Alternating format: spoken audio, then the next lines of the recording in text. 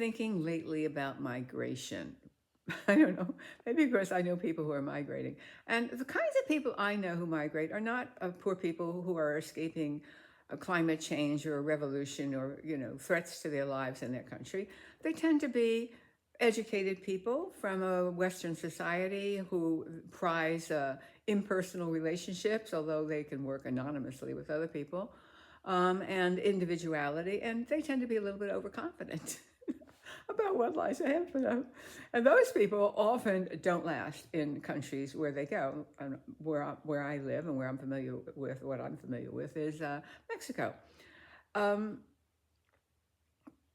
Mexico is a very personal country. For me, I have to say this, and if you're an older person and you're single, whether you're a man or a woman, and I tend to know women, it's very friendly. And you don't really feel lonely here because you go for a walk and you encounter two or three people and they want to have some sort of conversation with you. And I have más o menos español. I'm not really a good conversationalist in Spanish. I'm good at like sentences, declarative sentences. But when people answer me back, I go like, oh, I'm not sure I understood what they said. But if they're willing to have to play, they're willing to go along with it, we have some fun. But mainly, you're not ignored. Mexicans look at you. Mexicans don't look away. It's not like America where people are, no, don't look, don't do eye contact. They're heavily into eye contact here. And again, I live alone with a dog, and I have a few friends here too, but I don't see them every single day. But every single day, I have some sort of encounter with another human being, and that really, really helps me because I was very isolated in the United States, even when I lived in San Diego. Because what I notice about Americans is that we do things that have a purpose. They have to have a purpose. If you're going to, we can play tennis. It has to have a purpose.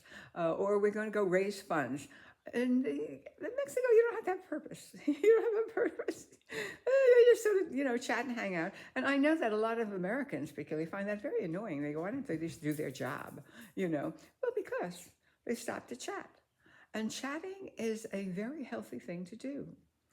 So that's one reason. I'll tell you one little story, a difference about Mexico and the United States. So when I first moved here, I bought a house south of Ensenada in a little rural area at the beach. And when I moved in, there was an on-demand water heater. And on the side, it was American made, and on the side of it, it said, have this water heater checked every year. And I knew that house had not really been lived in, that the people just came for a week or two. And I went, I bet it hasn't been checked. I'll get it checked.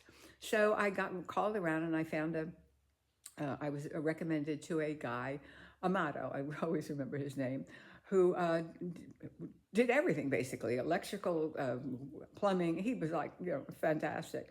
And I called him and I said, oh, hello, Amado. My name is Carol and I'm going to move here. And I have an on-demand water heater that I need you to check it out, inspect it for me. He said, well, what's the problem? And I said, well, there is no problem. And I just need you to check it. And it was dead silence on the phone. It was dead silence. I thought he'd hung up on me. And then he said, you want me to come to your house? You want me to come to your house and pay? You want to pay me to check your water heater that works? And I said, well, it says that it should be checked. He said, you call me when it doesn't work. And let me tell you, that would be impossible in the United States for somebody to say that to me. And later I did have to call him. The washing machine broke down. There were all kinds of things that happened. And I got to know him. And it was really, and that's another thing. How many of us get to know our handyman or our plumber, So it's a very personal society here. And I, for one, really like it, but a lot of people don't. And so I do see that their expectations aren't met. And I've talked about this before, and people say, well, Mexico is very, very dirty. It is and it isn't. It depends on where you live. If you live in the city, there's grit. There's grit, and there are not machines going up and down the streets cleaning it. People clean it. You go out at 7 o'clock in the morning, 6:30 in the morning, you're going to see shopkeepers out there with brooms sweeping it. You're going to see around the schools, there are guys that they hire to clean it. Mexico is very, very personal. If you don't like the personal, you're not going to like it here.